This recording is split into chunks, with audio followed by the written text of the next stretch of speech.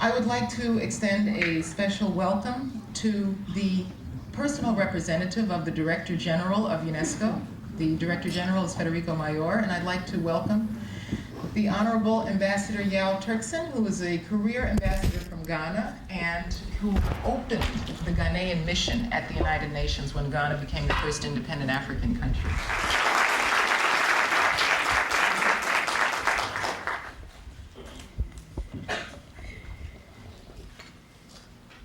Well, Professor Walker, distinguished attendants of this conference,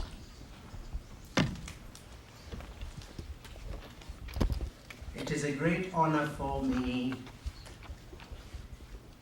to come and to represent the Director General of UNESCO, Professor Mayor, who has been a good friend of mine for many years, and I think one of the most dynamic and committed Director Generals of UNESCO that we've had in a long time. If there is one thing which one can characterize Professor Mayor's commitments, it is his commitment and passion to the least advantaged people of the world, and particularly to Africa and all that it means and stands for the development of a new world universalistic civilization which we all want to see established. I've known him for over 20 years. I knew him when I was ambassador to UNESCO. I knew him when I was invited by his predecessor, Mr. Imbo, to work in the Secretariat on loan from the Ghana Diplomatic Service. We were friends then, and I've known him since he assumed the directorship of UNESCO. I was his advisor, and I'm still his special advisor. But for the first 3 years of his tenure as Director General, I was his advisor on universality, meaning an attempt for all of us to try to get United States, Great Britain, and Singapore to return to membership in the organization. He is still struggling and working hard to achieve that objective. We spoke last night, and we spoke also the night before, and just the morning before I left, and he said, "Yeah, you go and express my profound regret to Sheila, to the president of University of Texas, and to the conference for my inability to participate in this conference. But you are the other part of my conscience, and so I wish that you do go and represent me." The news got to me when I was in Maputo, Mozambique, far on the other end of our continent, and I rushed to Paris and to come to attend this conference. I will first of all like to express our appreciation to Professor Walker, to Sheila.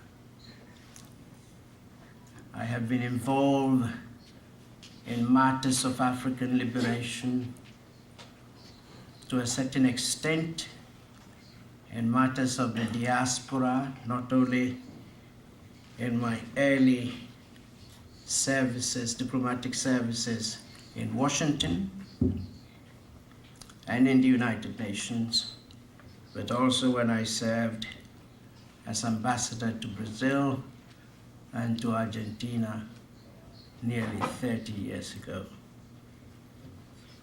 There, I came in contact with a real problem and wondered when the implications would be properly and scholastically analyzed so that they can play a major role in the building up of the new world civilization. And so this conference is a very, very relevant one, and our appreciation goes to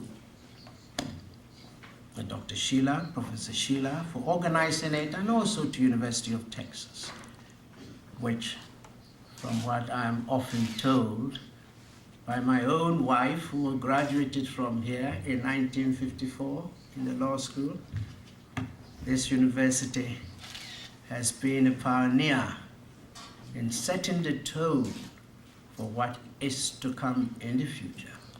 And so the location of the conference is equally important. Now, I have only a few minutes at my disposal, and I was negotiating very hard with Professor Sheila to have more time, but he said, no, you just have a few minutes, 10 minutes, and he made sure that the instructions went through properly when even he telephoned my home and talked to my wife. So my wife told me, don't speak too long, don't let them tell you to leave the platform. Now, the theme of the conference is a very important one. In a sense, I am extremely happy that 36 years after the independence of Ghana, 36 years after our first mission in Washington, we have today a theme like this, which deals with the contribution which the diaspora all around the world can bring to bear on the development of the modern world.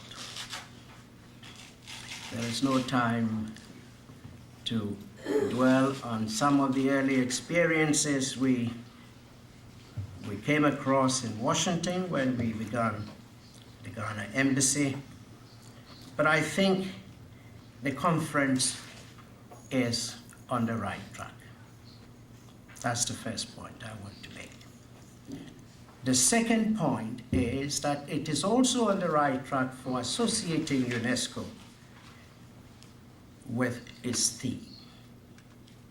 This is United Nations Year for Tolerance, and UNESCO being the lead United Nations agency is a specialized agency which is requested to see to the proper programming of events for this year's celebrations. I know that Professor Mayor himself, in his own way, even though this has not been published, is so passionately committed to tolerance. In fact, he's developed a new program in the UNESCO program dealing with what he calls the Culture for Peace program, which in many ways talks of the need for tolerance, the need for ethnic harmony, the need for racial harmony, the need for the promotion and protection of human rights, the need for reconciliation of conflicting views in an atmosphere of peace and in an atmosphere of cooperation.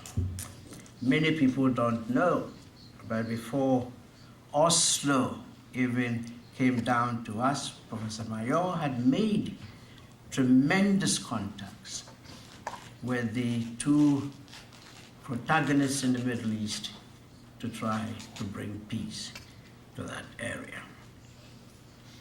And so to organize this conference with the Association of UNESCO, I think, is one of the second major reasons which underlie its importance. And of course, thirdly, this is the only and the first meeting of the United Nations Year of Tolerance, which is taking place in the United States. We are very much aware of this. We are very keen and happy that this has been made possible, and we hope that out of this conference, out of your deliberations, new ideas will come for further cooperation and development in the field of the contribution of the diaspora to the institution of a new modern world policy. I mentioned that United Nations is extremely important to the diaspora because it is the only specialized agency which deals with some of the crucial issues of our time, of this period, of this post-Cold War period. It deals with the institutions of human rights, the promotion and its protection. It deals with the promotion of values, what is right and wrong in our societies. It is the intellectual and moral conscience of the United Nations system. In fact, Hammarskjöld said that you kill UNESCO and you kill the brain of whatever United Nations is trying to do. Now, as far as the next program for the building of peace is concerned, here also UNESCO's Constitution, and I think most of you have read it. The preamble, for instance, when talking of peace, says that wars begin in the minds of men. And it is in the minds of men that the defenses of peace must be constructed. And then it goes on further also to say that you can have peace arrangements founded on economic and political considerations will never secure unanimous and lasting implications unless that peace, all this is in the preamble of UNESCO's Constitution, unless that peace is founded on the intellectual and moral solidarity of all mankind. We have to build peace for the future in the minds of men and women. Arms, military strength, power, state power cannot do it alone. And it is here through education, through the exchange of knowledge, through creating conditions for people to share in the foundation and the knowledge of peace, building it up through children, through schools, through intellectual organizations, and carefully developing it in the minds of men that we can have peace. Now, what then should be the role of the diaspora in this great quest for peace? And here I would like to share with you a few little preliminary views of mine. I think the African diaspora, of course, has a great deal of geographical ramifications. In the United States, it has reached a high level of performance, of intellectual capability. In Brazil, it is still marginalized. I hope the Brazilians will forgive me. if I say so, in Argentina and in many of the Latin American countries. And there is need for these communities to articulate their role within their own countries and to establish a basis for making a contribution either through their own governments or through the networks which will be established to the development of the new to the development of a new world civilization. But if I may state, this being the year of tolerance of United Nations, the first thing which we must all work towards is tolerance even within our own communities of the diaspora. This is essential. There will always be disagreements and different points of views, but it is essential that these are tempered by the principle of tolerance, the principle of give and take, by the understanding of the whole problem of ethnicity, and then by its application to other members of other communities also in the various national communities which we deal with.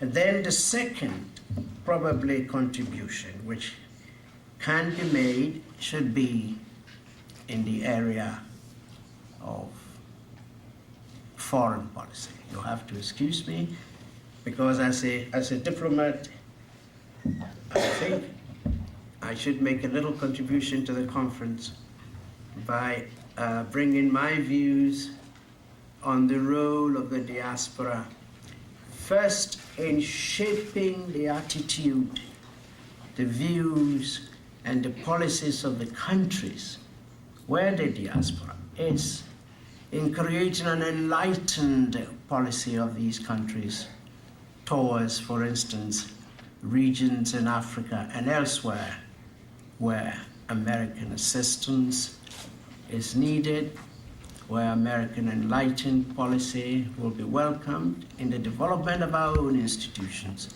and so on. And this is crucial.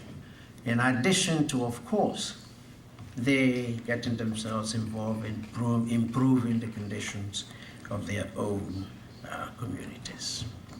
Specifically, the diaspora here in the United States could also make it their task to see to it that their government comes back to UNESCO. They should do the same in UK, because through the instrument of UNESCO, considerable contribution will be made to the development of the right kind of political culture which we need in Africa. I am an African, but I think I will be deluding myself if I stand here and say that all is right since independence in our continent. We still have a long way to go. Our institutions are not being established on the lines of the protection and promotion of human rights. We have considerable problems with authoritarianism, with dictatorship. Now the diasporas everywhere, and even in particular diasporas in an advanced community like United States, should of course praise us when we do something good, but criticize us in areas where there is need for constructive criticism. One of the ideas which probably I would like to leave with this conference in this respect is that I think there is time, speaking as an African who has been involved for the past 36 years in the decolonization process at United Nations and at the Organization of African Unity, I think it is time that we have in our continent the People's Pact of governance and democracy with our governments. We have to define the relationship of the government to the people. We have to make an attempt to try to bring the fruits of independence to bear upon the people for whom we worked. And in this task, the development of this pact, the development of this program, you being the intellectuals of the diaspora, and don't think it will be an interference in the domestic affairs of our countries. There are certain times when interference cannot be rejected, when it goes beyond the limits of the very basis of good governance in our countries. There is need to focus our attention on this. There is need to establish proper institutions, to establish and promote human rights in our communities, to establish representative governments in our countries, to get rid of those who, when they come into power, don't want to leave. These were not the objects of the decolonization process, which we all fought very hard. I was on the 4th Committee at United Nations, also on the Trusteeship Council, and it was not an easy battle. I was on the Liberation Committee of the OAU in Dar es Salaam for a number of years, and it is sometimes somewhat disappointing to see that for 30 years, the progress which we could have made to help ourselves are being retarded by some leaders of ours who have not been consistent with the original ideals of the liberation movement. So there is a task which I think our Congressional Black Caucus could also look into. Of course, it has to be done in a tactful way, but there should be a definite interest in this area if you talk of the role which the diaspora can play in the formulation of foreign policy. I think I have probably said too much and spoken too long.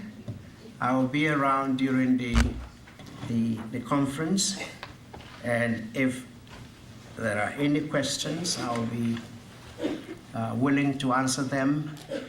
Let me once again express the regrets of the Director General for not being here. Let me once again express my appreciation to Professor Walker and to University of Houston for hosting this conference. And let me wish you all the best. Thank you.